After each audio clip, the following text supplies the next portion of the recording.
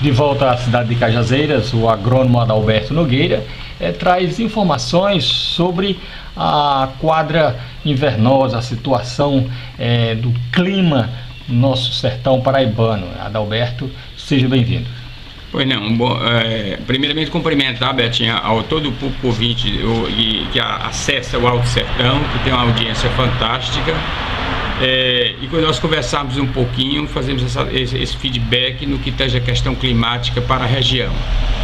Nós, no mês de dezembro, aliás, mês de novembro, nós tínhamos uma audiência pública na Câmara Municipal e nós já fazíamos uma advertência de que provavelmente o sertão passaria novamente por um período acíclico de chuvas em decorrência de como se apresentava o Oceano Pacífico e o comportamento do Oceano Atlântico.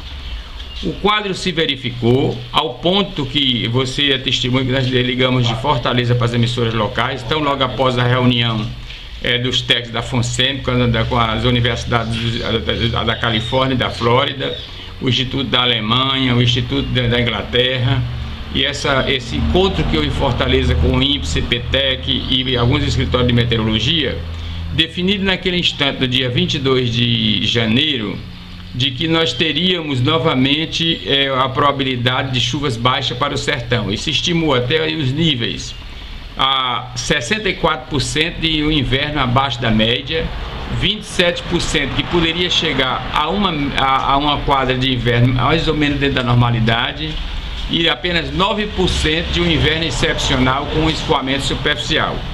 E o que sucede é que na realidade se verificou chuvas abaixo da média em dezembro, em janeiro e fevereiro. Novamente no dia 22 agora de janeiro, houve uma reunião em circuito fechado, via internet, com a mesma equipe técnica, e se analisou os 30 últimos anos de meteorologia no mundo. Nesses últimos 30 anos se concluiu para o semiárido nordestino que nós teríamos uma probabilidade de chuvas abaixo da média de 50% para o mês de março, abril e maio. Então, a configuração desse quadro, o ano passado, você tem uma ideia, foi de 55%, mas a primeira previsão era de 64%, era maior do que o ano passado. O que está se verificando na realidade é que as chuvas estão permanecendo abaixo da média, esse quadro está configurando. Se na realidade nós não tivermos um escoamento superficial, configura-se uma grande seca, talvez a maior de todos os tempos, em decorrência dos baixos níveis de acumulação de água que nós temos em nossos mananciais.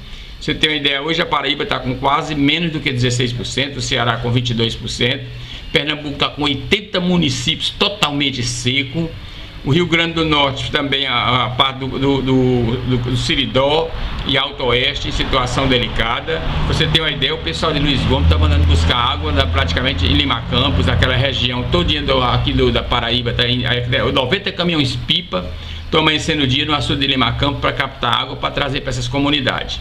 Então o que se sente na realidade é que nós estamos num período difícil e nós não temos, a exceção de um movimento do deputado Jeová Campos, de fazer um conglomerado de deputados, tanto federais quanto estaduais, e essa comitiva ir a Brasília e encontrar uma solução. Eu acho que nós partimos já para as questões das soluções, quais são as alternativas A e a alternativa B para um período de difícil chuva. Você percebe que a melhor fase de chuva para o mês de março nós estamos passando. Se estende de 3 ao dia 8.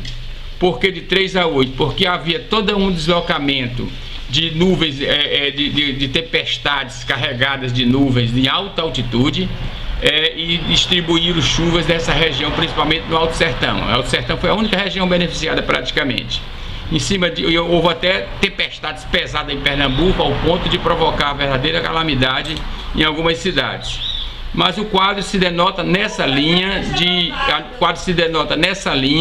de um inverno difícil, de pouca água, e se isso configurar, nós vamos ter um ano muito difícil para o semiárido nordestino.